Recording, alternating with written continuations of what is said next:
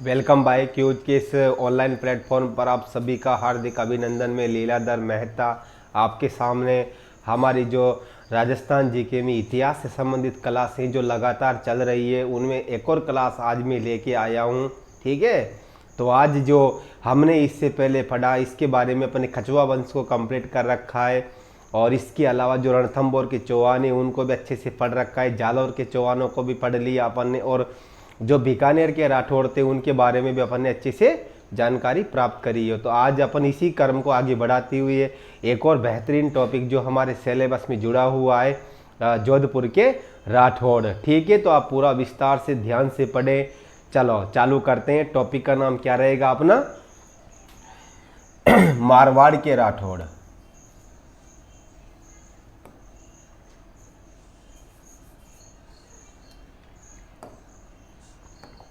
चलो चालू करते हैं। टॉपिक कौन सा है?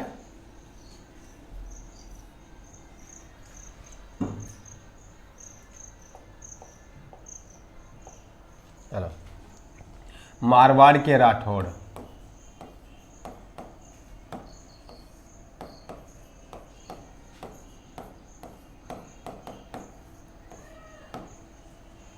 ठीक है, बहुत ध्यान से देखना। मारवाड़ के राठौड़ अपन जीरो लेवल से बात करेंगे इस टॉपिक की, है ना। तो देखो सबसे पहले क्या हुआ, हम राजस्थान के जितने भी राजवंश पढ़ते हैं तो उन राजवंशों में से एक मुख्य राजवंश होता है गोहिल, जिसके बारे में अपन ने नहीं पढ़ा। उस राजवंश के बारे में अपन बात करते हैं। तो राजस्थान का जो दक्षिण क्षेत्र था, दक्षिण पश्चिमी क्षेत्र था, इसमें गोहिलों का शासन हुआ करता था और राजस्थान का जो उत्तर पश्चिमी क्षेत्र था उसमें उस समय राठौड़ों का शासन हुआ करता था।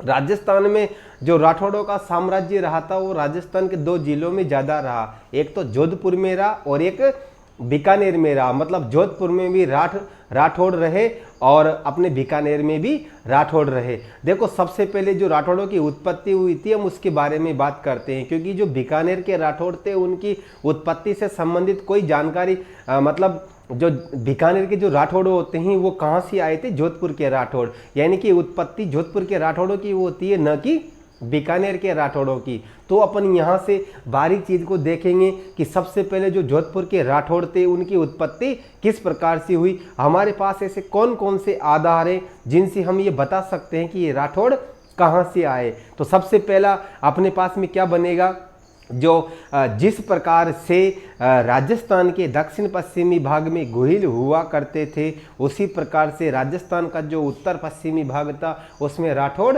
हुआ करते थे। राठौड़ों की उत्पत्ति के बारे में जो कर्नल जेम्स ट्रॉड और दयाल दास, इन दोनों के ये दोनों कहते हैं कि ये सूर्यवंशी थे।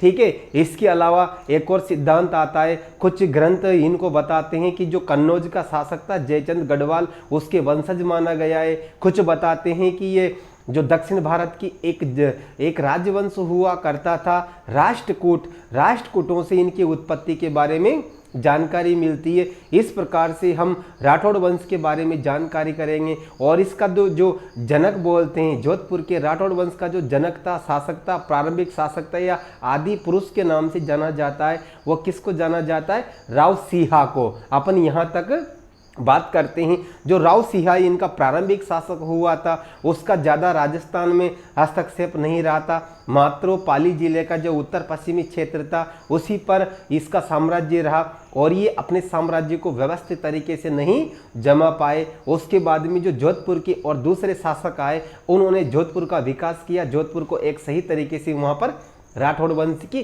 स्थापना करी। तो अपन इस मोटी मोटी जानकारी को पहले एक बार बोर्ड पर लिखते हैं, उसके बाद में प्रत्येक जो शासक आता है उसके बारे में अपन एक एक करके बारीकी से पढ़ते हैं। ठीक है, तो अपना जो पहला हेडिंग रहेगा मैंने आपको अभी सुनाया था कि जिस प्रकार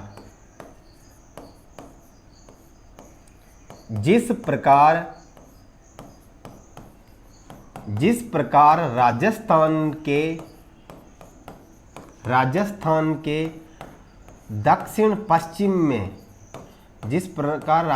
के दक्षिण पश्चिम में गोहिलों का शासन हुआ करता था, गोहिलों का शासन हुआ करता था उसी प्रकार उसी प्रकार उसी प्रकार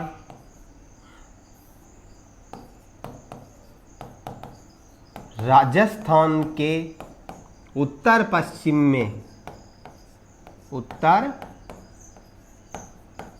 पश्चिम में राठौड़ों का शासन था। राठौड़ों का शासन था। तो ये बात मैंने आपके सामने लिख भी दी, आप आराम से इसको इस प्रकार से अच्छे से याद रखें। मैं आपको फिर बोल रहा हूँ, जीरो लेवल से इस टॉपिक को पढ़ा रहा हूँ, बहुत महत्वपूर्ण टॉपिक है, अच्छे प्रश्न पूछे जाते हैं इससे, है ना। तो इसके बाद में देखो अपन बात करते हैं राठौड़ों की उत्पत्ति। राठौड़ों की उत्पत्ति तो पहला अपन किसके अनुसार मानते हैं? एक तो दयाल दास, एक colonel James Tod, colonel James Tod के अनुसार राठौड़ों को सूर्यवंशी माना है। क्या माना है? सूर्यवंशी माना है। एक तो कथन आपको ये बहुत अच्छे से याद रखना है। दूसरा प्रश्न यहां पर बनता है राठौड़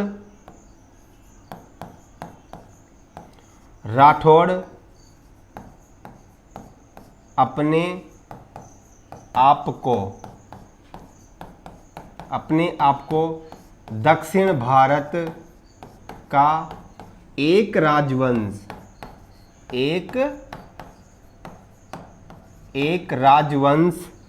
राष्ट्रकूट से मानते हैं। राष्ट्रकूट से मानते हैं। एक बात तो आपको यह याद रखनी है। दूसरी बात हो गई। तीसरी बात में हम बात करते हैं, यहां से लिखते हैं जोधपुर के राठौड़ वंश की स्थापना। जोधपुर के राठौड़ वंश की स्थापना राव सिंहा ने की। बहुत गजब का प्रश्न है, अच्छी से याद रखना।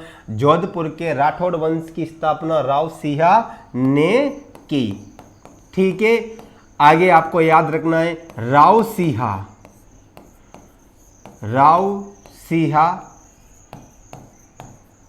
अपने आप को कन्नौज के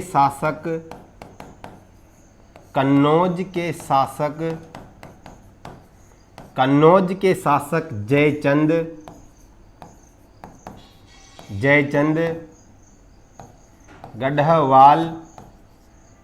जयचंद गढ़वाल का वंशज मानता है।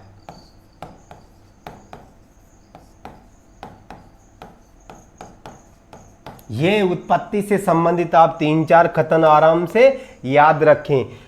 जोधपुर में राठौड़ वंश की स्थापना किसने की? राव सिंहा के द्वारा की गई।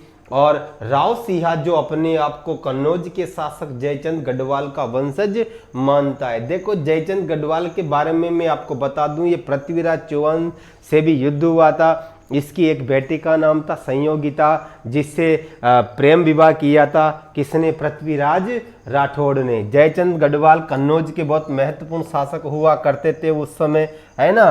तो ये अपन ने किस पे बात करी?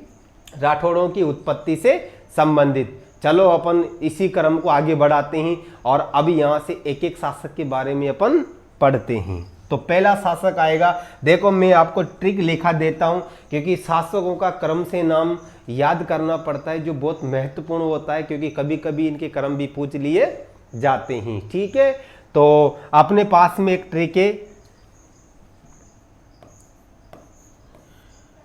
सीचू रण जो मां चांद उदे जसवंत अजीत।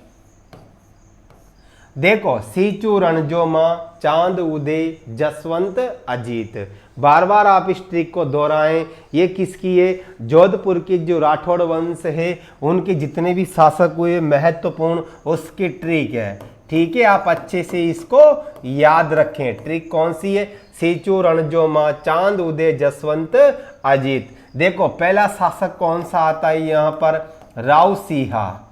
ज्यादा कुछ नहीं कर पाता, ये मात्र उत्तर पश्चिमी जो पाली का क्षेत्र था, उत्तर पश्चिमी पाली पर अधिकार करता है सिर्फ ये, और इससे ज्यादा कुछ नहीं होता। ये अपने साम्राज्य को एक व्यवस्थित तरीके से आगे नहीं बढ़ा पाता। ठीक है, देखो पहला शासक कौन था? राव सिंहा।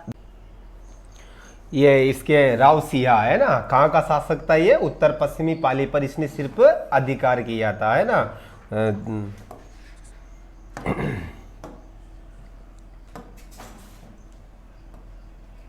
इसको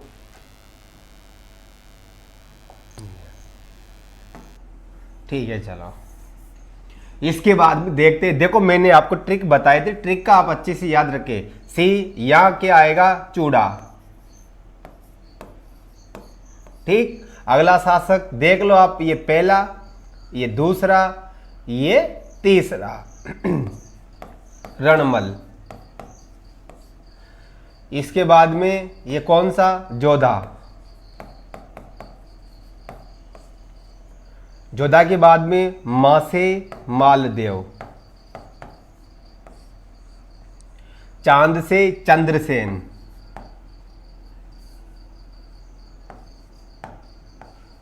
ये चंद्रसेन।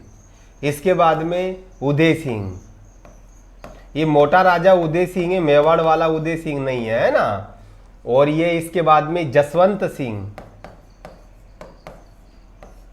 ये जसवंत सिंह। इसके बाद में उसका बेटा कौन सा? अजीत सिंह।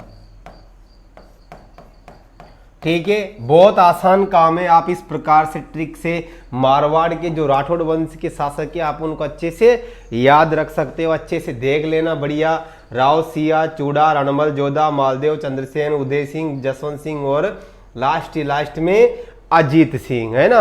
अब अपन एक एक के बारे में विस्तार से पढ़ेंगे। अपन राव सिंहा के बारे में अच्छे से जान लिया है ना। आदि पुरुष बताते हैं इसको। चलो इसके बाद में चूड़ा। ठीक है, चलो देखो इसके बारे में एक प्रश्न बनता है। मारवाड़ का पहला शासक जिसने अपनी राजधानी मंडोर को बनाया। पहली बात तो आपको यह याद रखनी है। दूसरी बात, जो पुंगल के शासक थे उनसे ये पराजित हो गया। वैसे तो मेन बात कौन सी है इसके बारे में? मारवाड़ का पहला शासक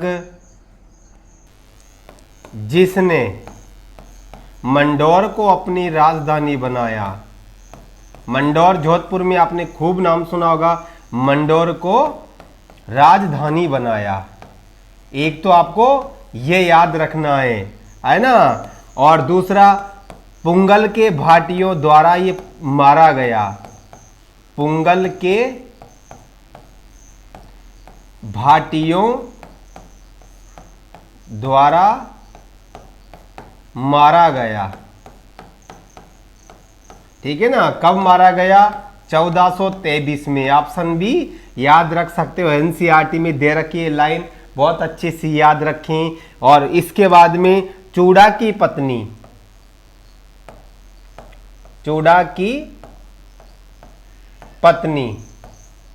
चांद कंवर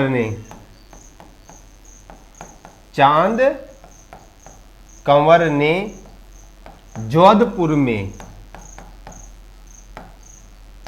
जोधपुर में चांद बावड़ी का निर्माण करवाया।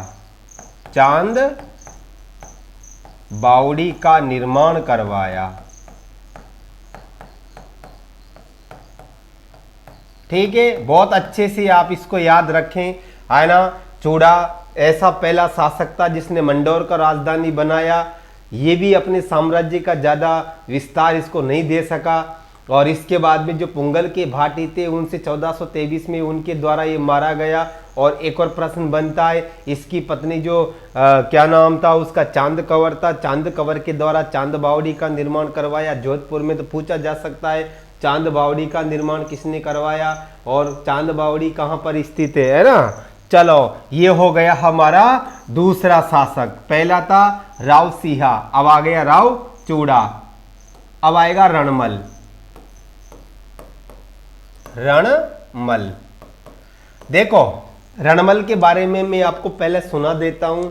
देखो रणमल का एक और भाई था कान्हा। कौन सा? कान्हा।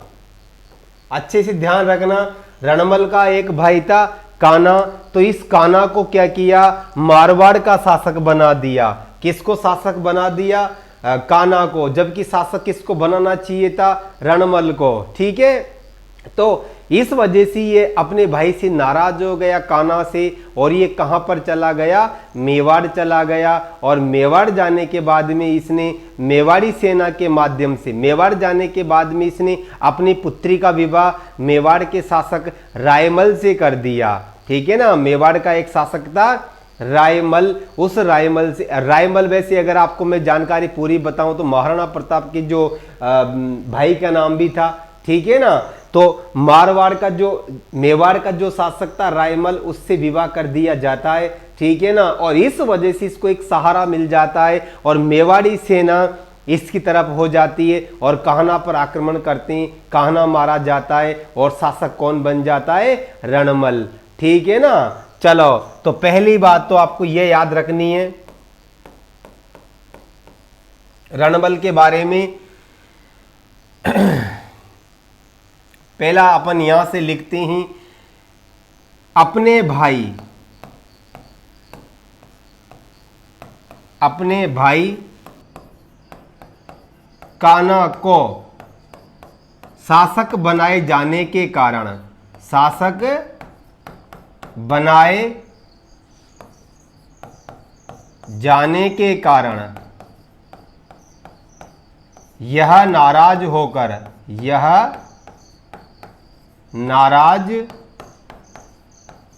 होकर, देखो थोड़ा वहां मैंने वो थोड़ी एक लाइन गलत बोल दी, अपन उसको वापस करेक्शन करेंगे, है ना। अपने भाई कान्हा को शासक बनाए जाने के कारण यह नाराज होकर मेवाड़ चला गया। कहां चला गया? मेवाड़ चला गया। थोड़ा अपडेट कर लेना, वो मैंने थोड़ा वो बोल दिया था, थोड़ा ध्यान रखें, है ना। चलो, तो सबसे पहला काम क्या किया इसने? कान्हा की वजह से ये कहां चला गया? मेवाड़। और इसने मेवाड़ जाने के बाद में अपनी पुत्री, ठीक है ना, मेवाड़ जाने के बाद अपनी पुत्री मानबाई का विवाह, हंसाबाई, अपनी पुत्री हंसाबाई का विवाह राणा लाखा से कर दिया।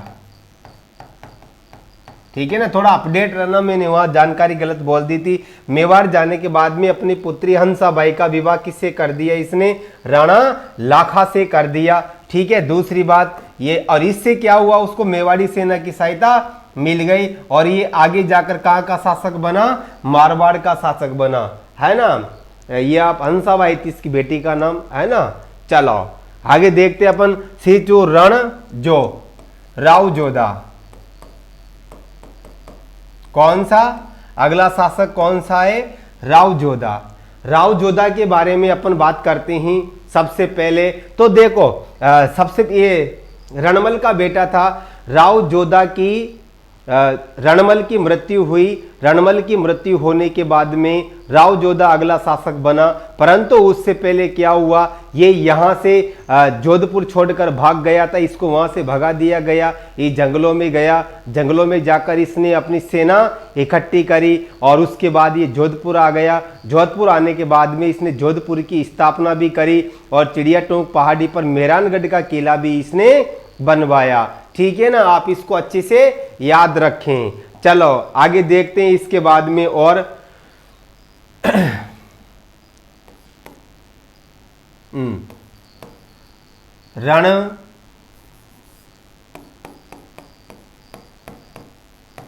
रणमल की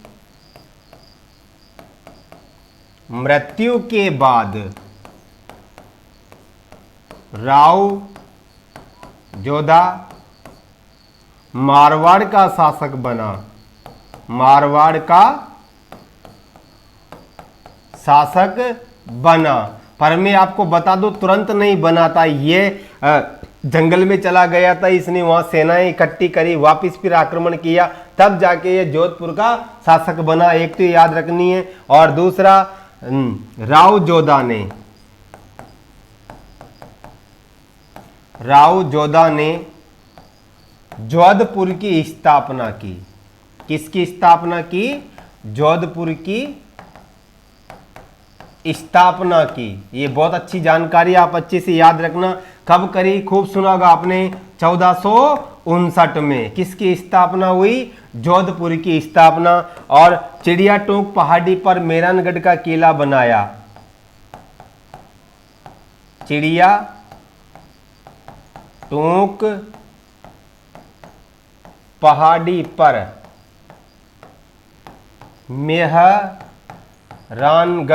मेहरानगढ़ का किला बनवाया। बहुत अच्छे से याद रखना इसको भी। ये राव जोधा के बारे में 3 जानकारी महत्वपूर्ण है ना। चलो आगे चलते हैं। अगला शासक कौन बना? सेचू रणजोमा मालदेव। ठीक, मालदेव के बारे में महत्वपूर्ण चीजें यहां पर है ना। तो सबसे पहले अपन मालदेव के बारे में देखते हैं। तो अपन इसके बारे में कौन कौन सी बात देखो। एक तो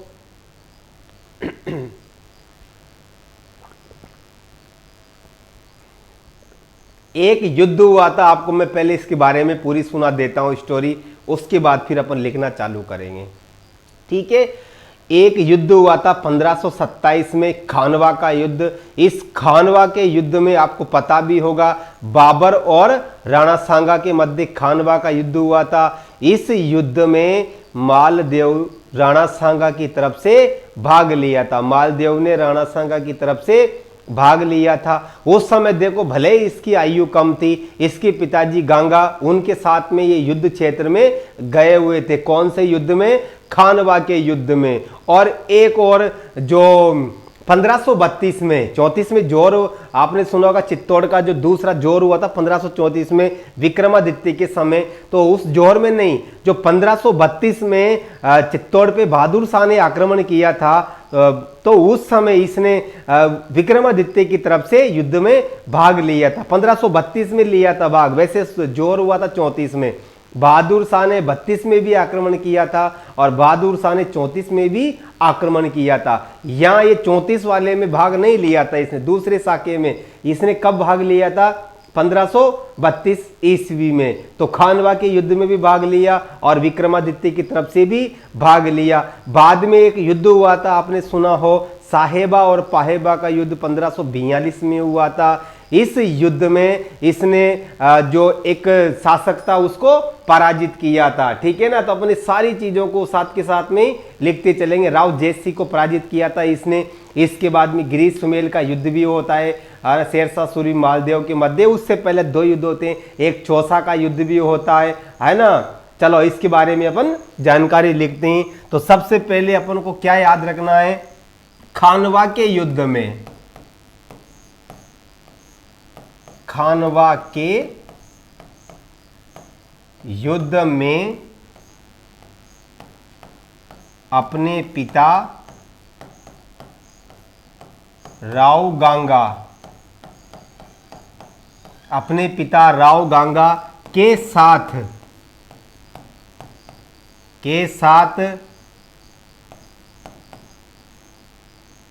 साथ राणा सांगा की तरफ से भाग लिया। एक बात तो आपको ये याद रखनी है, खानवा की युद्ध में अपने पिता राव गांगा के साथ राणा सांगा की तरफ से भाग लिया, ठीक है। और दूसरी बात कौन सी, 1532 ईस्वी में 1532 ईस्वी में बहादुर शाह के आक्रमण के समय, बहादुर शाह के आक्रमण के समय विक्रमादित्य की तरफ से भाग लिया। विक्रमादित्य की तरफ से भाग लिया। दो बात तो आपको ये याद रखनी है ना। इसके बारे में और महत्वपूर्ण जानकारी कौन सी है इसमें अगला स्टार डाल के, जैसलमेर के शासक, जैसलमेर के शासक लूणकरण की पुत्री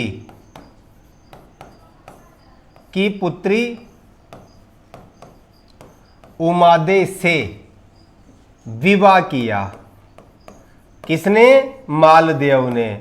बहुत अच्छे से याद रखना, जैसलमेर के शासक लूणकरण की पुत्री उमादे से विवाह किया, ठीक है। और आगे चलकर इस उमादे को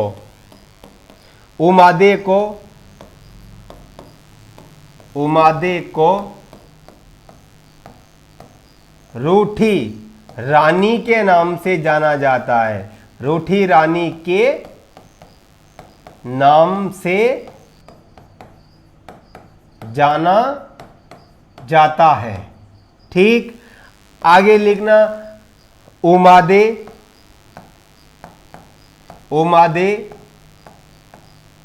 रूठकर अजमेर के तारागढ़ किले में रही। अजमेर के तारागढ़ किले में रही। मालदेव के बारे में और पहली बात तो खानवा के युद्ध में भाग लिया, दूसरी बात विक्रमादित्य की रक्षा करी, तीसरी बात जैसलमेर के शासक लूणकरण की पुत्री उमादे से विवाह किया। उमादे को रूठी रानी के नाम से जानते हैं। और ये रूठ कर कहाँ गई? तारागढ़। तारागढ़ भी कौन सा? अजमेर वाले तारागढ़ में रही, क्योंकि राजस्थान में तारागढ़ के किले कितने? 2, एक तो है अजमेर में और दूसरा है बूंदी में, ठीक। आपको अच्छे से समझ में आया होगा। रूठी रानी क्यों कहते हैं? अगर आपके मन में विचार चल रहा है तो मैं आपको बता दूं, जो एनसीईआरटी में दिया गया है तो उसमें इस प्रकार से दिया गया है कि जो मालदेव के ससुर जी थे वो मालदेव को मारना चाहते थे। इसकी खबर किसको लगी? उनकी सास को। किसकी सास को? मालदेव की सास को। तो मालदेव की सास ने पूरी बात किसको बता दी? मालदेव को। और मालदेव ने वो पूरी बात किसको बता दी? अपनी बीबी को। और बीबी ने कहा कि मेरे पापा ऐसे थोड़ी हो सकते हैं जो आपका मर्डर करेंगे, नहीं नहीं, तेरे पापा मुझे मारना चाहते हैं। तो पति पत्नी में कोई बड़ा मतभेद हो गया और मतभेद होने के बाद में वो वहां से नाराज होकर हमेशा के लिए चली गई। ये इसमें कितनी सत्यता है, ठीक है ना। क्योंकि एनसीईआरटी में लाइनें दे रखी है तो आप चाहो तो वैसे मोटा मोटा याद रख सकते हो, है ना। चलो आगे देखते हैं अपन मालदेव के बारे में। और तो ये महत्वपूर्ण घटनाएं उनके शासनकाल में घटित हुई। इसके बाद में अपन काम की बात पे और चलते हैं। तो देखो इसी समय एक युद्ध हुआ था 1542 में। कौन सा युद्ध? पाहेबा व साहेबा का युद्ध। पाहेबा बोल दो या साहेबा बोल दो। इस पाहेबा या साहेबा के युद्ध में राव मालदेव ने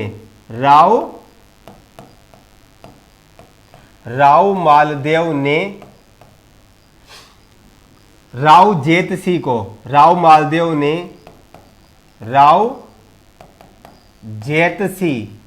को पराजित किया। अब आपको पता होगा राव जेतसी कहां का शासक था, ये बीकानेर का राठौड़ था भाई, ठीक है ना। तो राव मालदेव ने राव जेतसी को पराजित किया, ठीक है। और इसके साथ साथ एक और व्यक्ति था वीरमदेव। अब ये वीरमदेव वो मत समझना जालोर वाला है ना, वीरमदेव को भी पराजित किया, ठीक है। और आगे चलकर क्या हुआ, वीरमदेव और राव जेतसी दोनों कहां चले गए, शेरशाह सूरी की शरण में चले गए, ठीक है ना। अब अच्छे से याद रखना, सभी पढ़ते गिरी सुमेल का युद्ध शेरशाह सूरी और मालदेव के मध्य हुआ। क्यों हुआ, इसका सबसे बड़ा कारण क्या था, राव जेतसी और वीरमदेव कहां चले गए थे, शेरशाह सूरी की शरण में चले गए और उससे बोला कि उनको इस प्रकार मालदेव को पराजित करना है, ठीक है।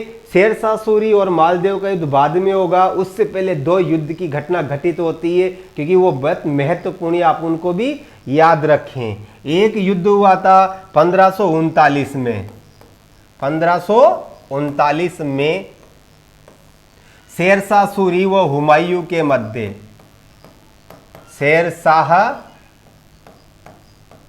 सूरी व हुमायूं के मध्य, शेरशाह सूरी व हुमायूं के मध्य कौन सा युद्ध था, ये चौसा का युद्ध। कौन सा युद्ध था, चौसा का युद्ध। इसको भी आप अच्छे से याद रखना है ना। इसके बाद में 1540 में फिर एक और युद्ध हुआ था, कौन सा, कन्नौज का युद्ध या बिलग्राम का युद्ध। कन्नौज का युद्ध बोलो या फिर बिलग्राम का युद्ध बोलो। ये युद्ध भी किन के मध्य हुआ था, शेरशाह सूरी और मालदेव के मध्य। दोनों युद्धों में किसकी विजय हुई थी, शेरशाह सूरी की। शेरशाह सूरी के बारे में अपन इंडिया लेवल पे पढ़ते हैं तो बहुत कुछ दिया जाता है। शेरशाह सूरी नाम पड़ा शेर खान, क्यों पड़ा, शेर को मार दिया अपने हाथों से, ठीक। शेरशाह कन्नौज और बिलग्राम का युद्ध वापिस शेरशाह सूरी और हुमायूं के मध्य हुआ, है ना।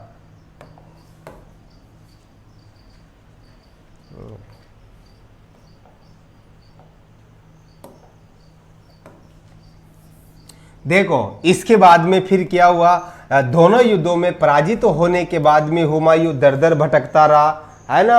और इसके बाद में अब सबसे मेन घटना पे चलते हैं अपन। मेन घटना कौन सी होती है, एक युद्ध होता है 1544 में। 1544 में कौन सा युद्ध होता है, गिरी सुमेल का युद्ध। ये गिरी सुमेल कहाँ पर स्थित है, पाली जिले में स्थित है ना। गिरी सुमेल का युद्ध किन किन के मध्य होता है, तो आप अच्छे से याद रखें, शेरशाह सूरी व मालदेव के मध्य, ठीक है। इस युद्ध में विजय किसकी होती है, वापिस शेरशाह सूरी की युद्ध विजय होती है। पर इस विजय में एक महत्वपूर्ण कारण यह था कि मालदेव इतनी आसानी से इस युद्ध में नहीं हारता। इसके दो सेनापति इस युद्ध में तो बहुत महत्वपूर्ण थे, जेता और कुंपा। जेता व कुंपा अच्छे से याद रखना। मालदेव के दो सेनापति जेता व कुंपा, जिन्होंने गिरी सुमेल के युद्ध में शेरशाह सूरी के छक्के छुड़ा दिए थे। हालांकि लास्ट में जीता तो कौन था, शेरशाह सूरी। और इस युद्ध में राव मालदेव ने शेरशाह सूरी ने एक कथन बोला था, मैं मुट्ठी भर बाजरे के लिए, मैं मुट्ठी भर बाजरे के लिए हिंदुस्तान की बादशाहत खो देता। हिंदुस्तान की बादशाहत, बादशाहत खो देता। बहुत अच्छे से याद रखना आप। शेरशाह सूरी गिरी सुमेल का युद्ध 1544 में कहाँ पर स्थित, पाली जिले में, किन के मध्य हुआ, शेरशाह सूरी व मालदेव के मध्य हुआ। जीता कौन, शेरशाह सूरी जीता। और मालदेव के दो सेनापति कौन थे, जेता और कुंपा। इस युद्ध में जीतने के बाद शेरशाह सूरी ने कहा मैं मुट्ठी भर बाजरे के लिए हिंदुस्तान की बादशाहत खो देता या सल्तनत खो देता। बहुत अच्छे से आप इसको याद रखें, ठीक है। ये किसके बारे में था, राव मालदेव के बारे में, ठीक है। चलो आगे बढ़ते हैं। अगला शासक हमारे पास में कौन सा था, सीचू रणजोमा चांद उदय चंद्रसेन, चंद्रसेन। अगला शासक कौन बना, मालदेव के बाद में। देखो एक शासक था, थोड़ी देर पहले आया था, मालदेव। मालदेव के कितने बेटे थे, 3 बेटे। सबसे बड़ा बेटा था राम, दूसरा बेटा था उदय सिंह, उदय सिंह, और तीसरा बेटा था चंद्रसेन।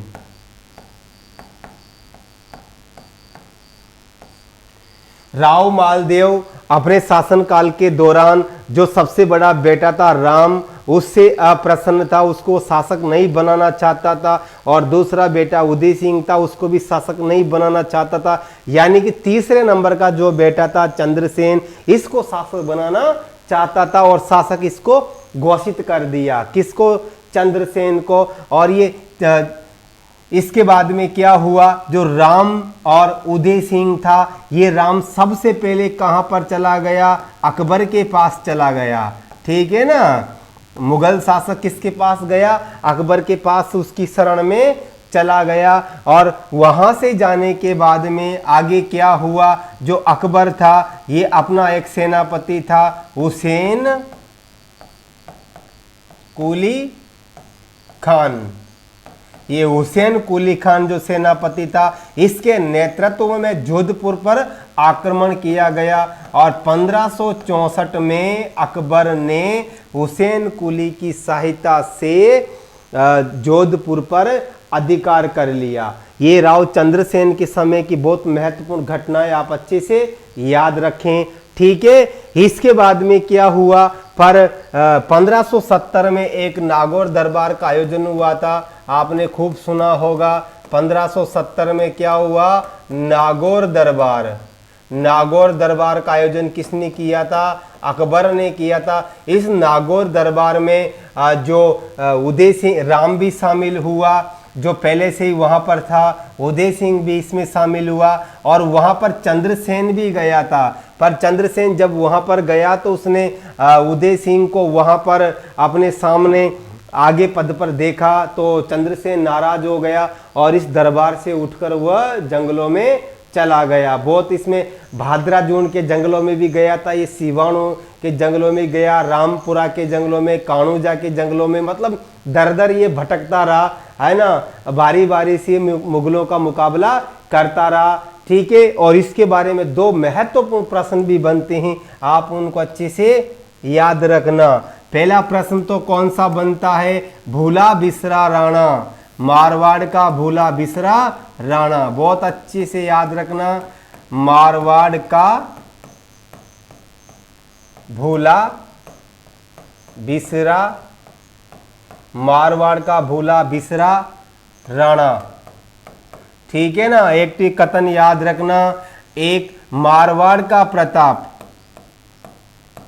मारवाड़ का प्रताप, आप ये भी अच्छे से याद रखना, है ना। 2 प्रश्न बहुत महत्वपूर्ण है, मारवाड़ का और एक और है महाराणा प्रताप का अग्रगामी, महाराणा प्रताप का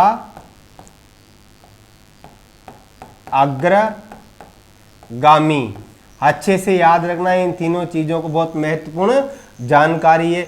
चलो इसके अलावा अपन आगे देखते हैं। अगला शासक कौन सा आएगा, सीचू रणजोमा चांद उदय सिंह है ना, कौन सा शासक आएगा, उदय सिंह। और ये मेवाड़ वाला उदय सिंह नहीं है, इसके आगे लगता है मोटा राजा उदय सिंह, मोटा राजा उदय सिंह।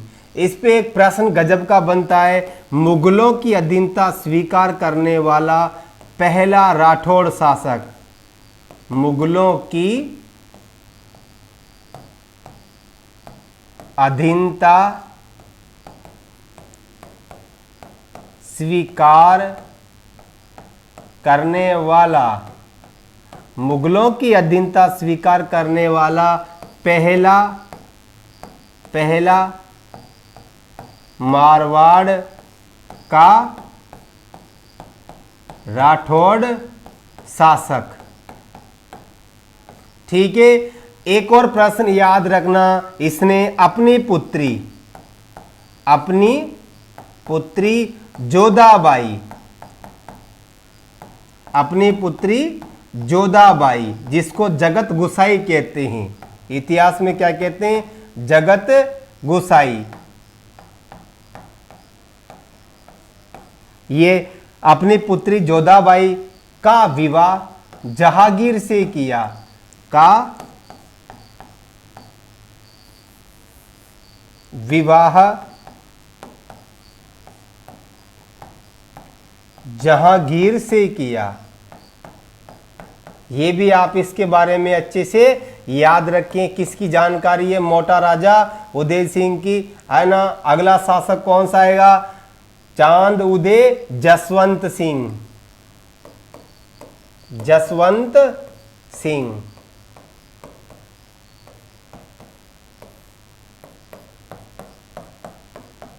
देखो जसवंत सिंह के बारे में सुनना, ये भी मारवाड़ का एक महत्वपूर्ण शासक था। इसके शासन काल की जो महत्वपूर्ण घटना थी, इसके जो पिताजी का नाम हुआ करता था गज सिंह। ठीक है, गज सिंह की एक बार क्या हुआ, ये विवाह के दौरान बूंदी गए हुए थे, तो बूंदी इनकी बारात वहां पर ठहरी हुई थी। उसी समय इसको सूचना मिली कि इसकी पिताजी का देहांत हो गया है, तो शादी से तुरंत कहां पर आ गए, मारवाड़ आ गए, और ये मारवाड़ के शासक बन जाते हैं। बहुत कम आयु थी, 11 वर्ष की आयु में ये शासक बनते हैं। सोच लो 11 वर्ष की आयु में इनका विवाह हो चुका था, नहीं विवाह के लिए गए हुए थे, सिर्फ लिखा के आता है विवाह के लिए गए हुए थे। शादी उस समय हुई थी या नहीं हुई थी, इसके कोई प्रमाण नहीं थे, है ना। नहीं तो सोच लो 11 वर्ष की आयु में। ठीक है, उसके बाद में इनके शासनकाल की एक महत्वपूर्ण घटना कौन सी होती है, जब ये मारवाड़ के शासक हुआ करते थे, तब उस समय जो मुगल शासक था वो शाहजहां हुआ करता था। शाहजहां के अंत में, जब शाहजहां के अंत में एक नया शासक बनने जा रहा था औरंगजेब, तो औरंगजेब का एक युद्ध हुआ था, उत्तराधिकारी का युद्ध हुआ था, औरंगजेब और उसके भाई का धर्मत का युद्ध। ठीक है, तो मैं पहले पूरी जानकारी यहां पर लिखता हूं, फिर अपन आगे चर्चा करेंगे। तो देखो जसवंत सिंह के पिता का नाम, जसवंत सिंह के पिता का नाम क्या था, गज सिंह। अगला, गज सिंह की मृत्यु के समय,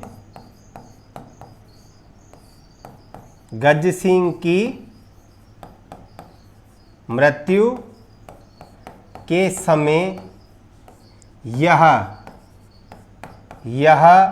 का मतलब जसवंत सिंह, यह बूंदी विवाह के लिए गया हुआ था। आपको ये बात याद रखनी है। अगला, 11 वर्ष की आयु में यह मारवाड़ का शासक बना। ये भी आप मोटी मोटी जानकारी याद रखें। ठीक है, आगे इसके बारे में और बात करते हैं। एक युद्ध हुआ था, कौन सा, धर्मत का युद्ध। किन किन के मध्य हुए थे? ये कौन सा युद्ध था? उत्तराधिकारी का युद्ध,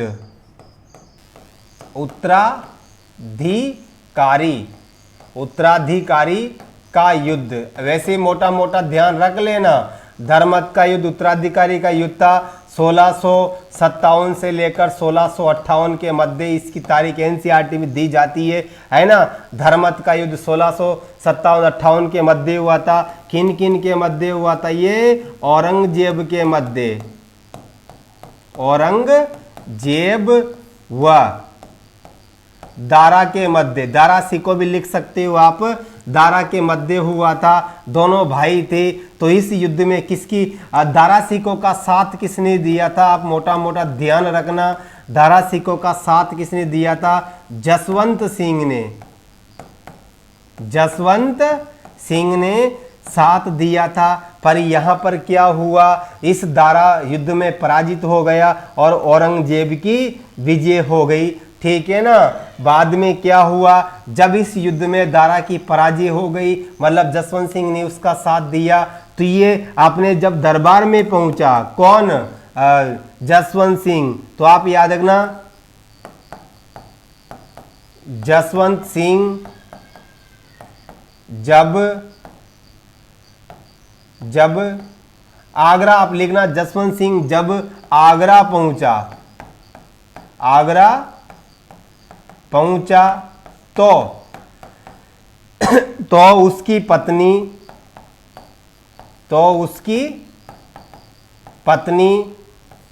उदयपुरी रानी,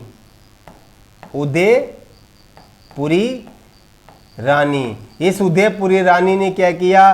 दरवाजा बंद कर लिया। ठीक है ना। आप मोटा मोटा इसको आराम से याद रखें। जसवंत सिंह जब आगरा अपने वहां पर दरबार में पहुंचा तो उसकी पत्नी उदयपुरी रानी ने दरवाजा बंद कर दिया और बोला कि आप ऐसे घर पे नहीं आओगे, क्योंकि आप युद्ध से हारे हुए, और राजपूत या क्षत्रिय कभी भी युद्ध से हार कर घर नहीं आते हैं। और इस बात को बोलकर वह सती होने के लिए निकल गई, पर बाद में सासू के समझाने से वह मान गई। और जसवंत सिंह ने भी कहा कि मैं इस हार का बदला जरूर लूंगा। परंतु जब समय बीतता गया और बाद में जसवंत सिंह और औरंगजेब दोनों के मध्य एक समझौता हो गया। ठीक है, इसको भी आप अच्छे से याद रखें। अब आगे चलते हैं, इसमें काम की बात कौन सी है? जसवंत सिंह के दरबारी विद्वान, बहुत अच्छे से याद रखना। जसवंत सिंह का मंत्री, पहले तो आप ये याद रखो, जसवंत सिंह का जो मंत्री था वह कौन था? मुहनोत नैणसी।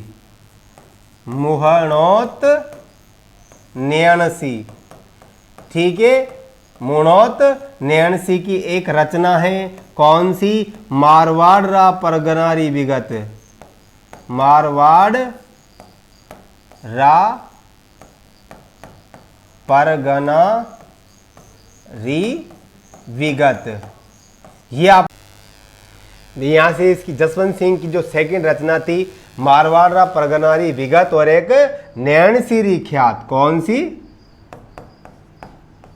नैणसी ख्यात। ठीक है, ये मैंने आपको जितना भी बताया किसके बारे में बताया? जसवंत सिंह के बारे में। चलो अपन आगे देखते हैं, अंतिम शासक लेते हैं अपन। ठीक है,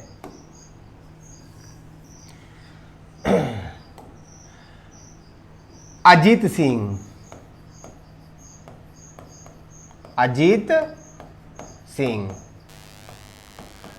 देखो इसके बारे में अपन बात करते हैं, यहां से अपन बात करते हैं। तो ये जसवंत सिंह का पुत्र था। अजीत सिंह कौन था? देखो मैं आपको एक छोटी सी घटना सुनाता हूं। यहां पर जसवंत सिंह की मृत्यु के बाद उसका बेटा अजीत सिंह बताते हैं कि इसने जन्म नहीं लिया था उस समय जब जसवंत सिंह की मृत्यु हो गई थी।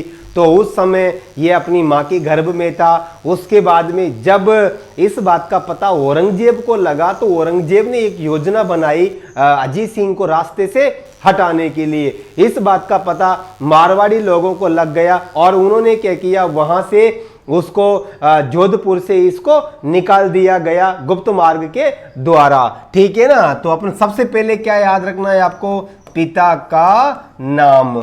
ठीक है, पिता का नाम क्या है? जसवंत सिंह। जसवंत सिंह, ये आपको याद रखना है। देखो आगे आपको इसमें लिखना पड़ेगा, जसवंत सिंह की मृत्यु के बाद, जसवंत सिंह की मृत्यु के समय, जसवंत सिंह की मृत्यु के समय अजीत सिंह का जन्म नहीं हुआ था। अजीत सिंह का जन्म नहीं हुआ था। ठीक है ना, इस बात को आप याद रखना। इसके बाद में फिर क्या होता है देखो ठीक है, इसके बाद में आप याद रखना, जसवंत सिंह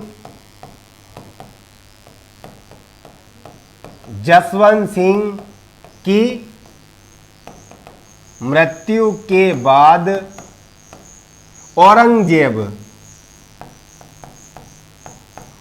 औरंगजेब अजीत सिंह को मारना चाहता था। अजीत सिंह को मारना चाहता था। देखो मैं आपको बता देता हूं, इसका जन्म नहीं हुआ था, पर ये अपने मां के गर्भ में था, है ना, लगभग बताते 9 महीने से ये गर्भ में था। उसके बाद में जन्म लिया तो औरंगजेब ने मारने का प्रयास किया। फिर बाद में इसको क्या किया, एक स्थान था जयदेव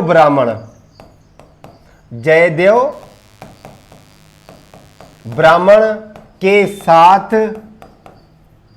इसे कालिंदी में रखा गया।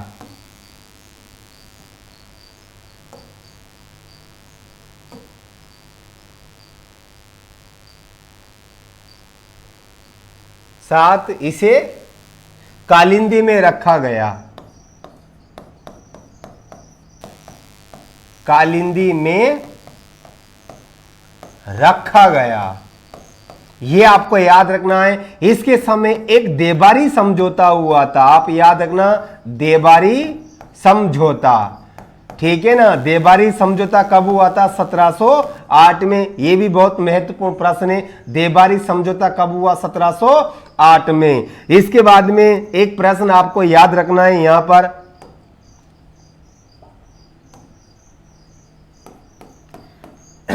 अजीत सिंह ने अपनी पुत्री, अजीत सिंह ने अपनी पुत्री इंद्र कंवरी का विवाह मुगल शासक, बहुत बढ़िया प्रश्न है, मुगल शासक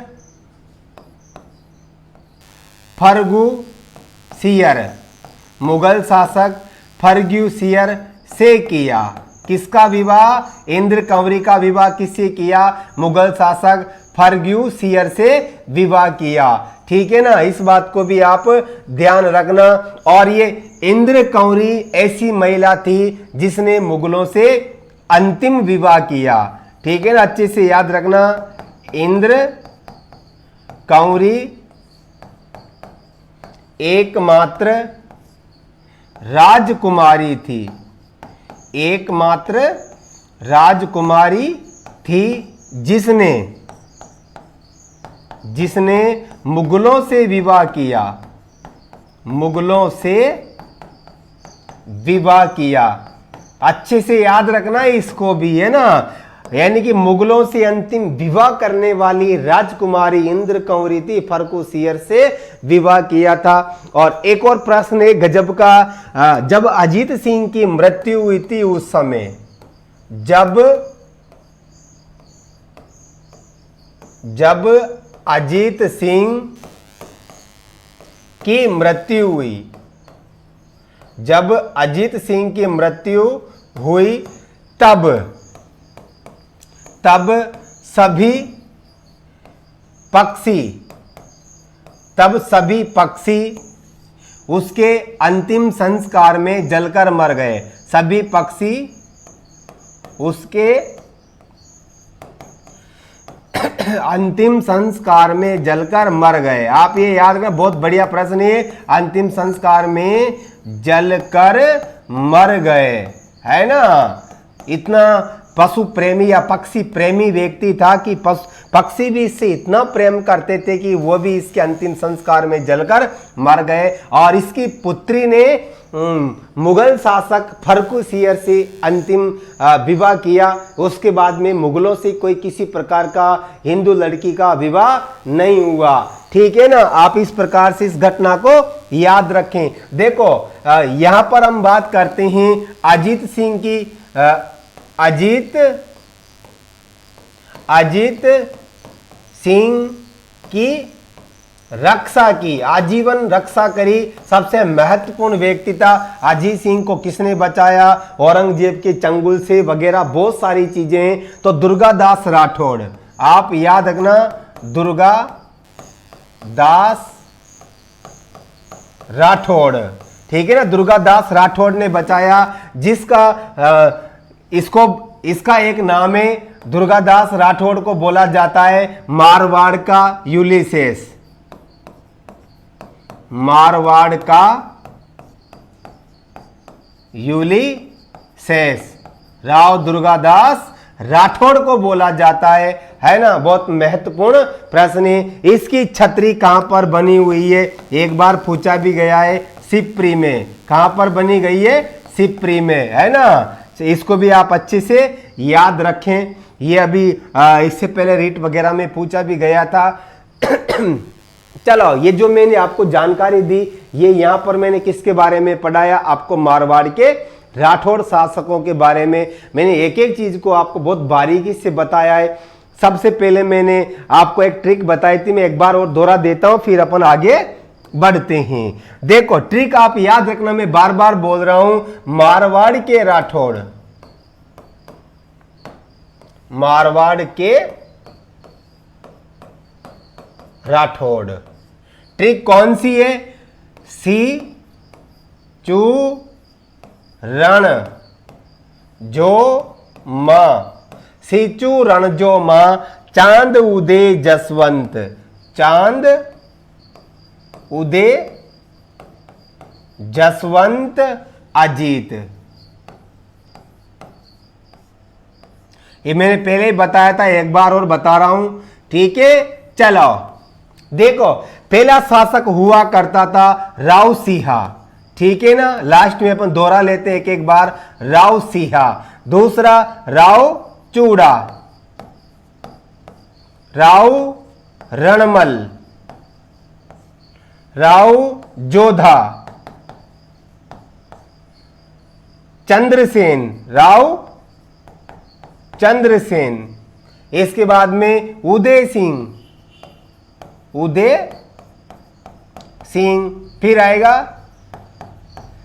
जसवंत सिंह, फिर आएगा अजीत सिंह, अजीत सिंह।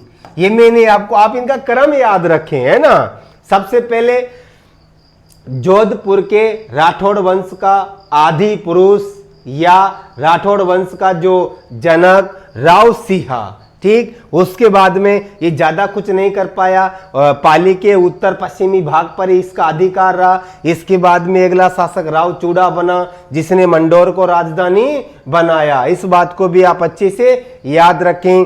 अगला शासक रणमल, रणमल अपने भाई कान्हा के शासक बनाए जाने के कारण नाराज होकर मेवाड़ चला गया और अपनी पुत्री हंसाबाई का विवाह राणा लाखा से करवाया, ठीक है ना। बाद में इसकी जो प्रेमिका थी भारमली, उस भारमली के सहयोग से मेवाड़ी सामंतों के द्वारा रणमल की हत्या कर दी गई। उसके बाद उसका पुत्र राव जोधा शासक बना।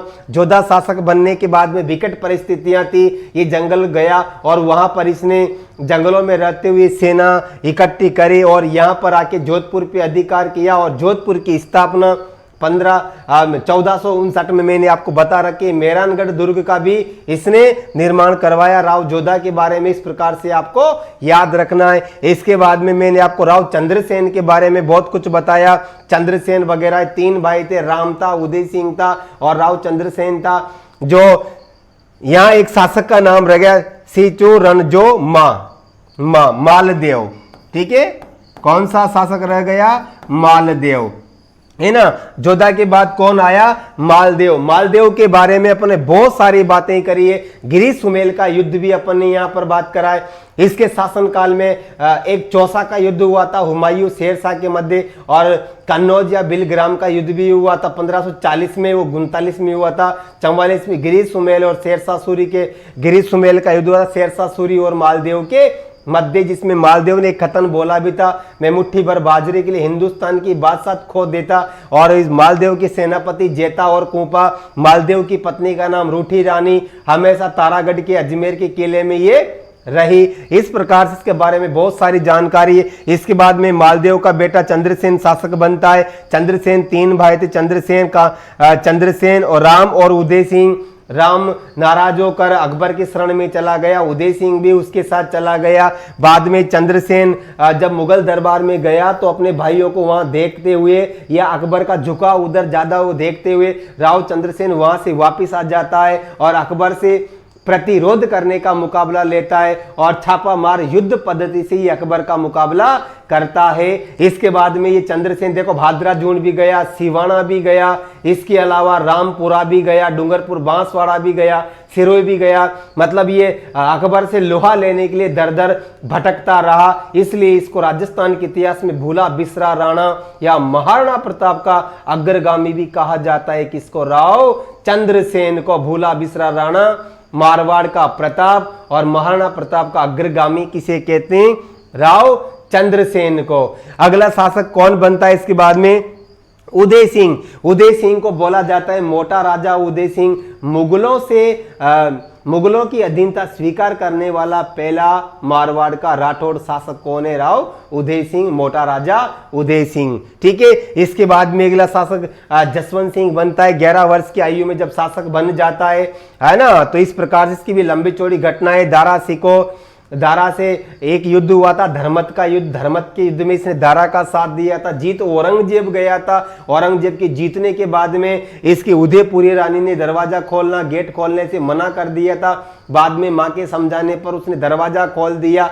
ठीक है ना। इस प्रकार से जसवंत सिंह के बारे में जब देखो, जसवंत सिंह का जब निधन हुआ था तब, है ना, जसवंत सिंह ये इसके बारे में। और अजीत सिंह के बारे में बात करते हैं। अजीत सिंह के बारे में 3-4 प्रश्न बहुत महत्वपूर्ण बनते हैं। इसकी जो पुत्री थी इंद्र कंवरी, अंतिम राजकुमारी थी जिसने मुगलों से विवाह किया था। और बताते हैं कि जब अजीत सिंह की मृत्यु हुई थी तो उस समय जो पक्षी भी उसके अंतिम संस्कार में जलकर नष्ट हो गए थे, भस्म हो गए थे। तो इस प्रकार से अपन ने पूरी किसके बारे में बात करिए? जोधपुर के राठौड़ों के बारे में अपने बहुत विस्तार से अच्छे से बात करिए। इसके बाद नेक्स्ट अपन जो सबसे महत्वपूर्ण टॉपिक रहता है उसके बारे में अपन चर्चा करेंगे। गुहिल वंश, मेवाड़ का गुहिल वंश, उस पर अपन बहुत अच्छे से चर्चा करेंगे। ठीक है, धन्यवाद। मस्त रहो, सुखी रहो, जीते रहो। ठीक है, धन्यवाद। चलो।